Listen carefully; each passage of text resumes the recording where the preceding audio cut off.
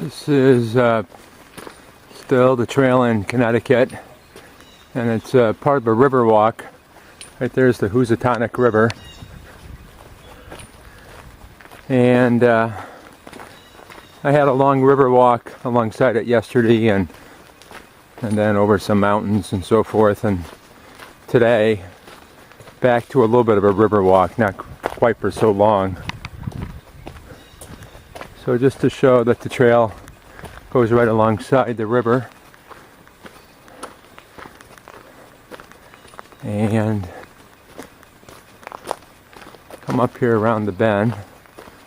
We'll see the river one more time.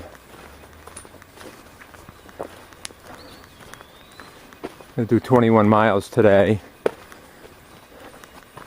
and I'll hit the 1,500 mile mark tonight at my shelter. There's a bench, they have them now and then, and there's the river down there. See you later.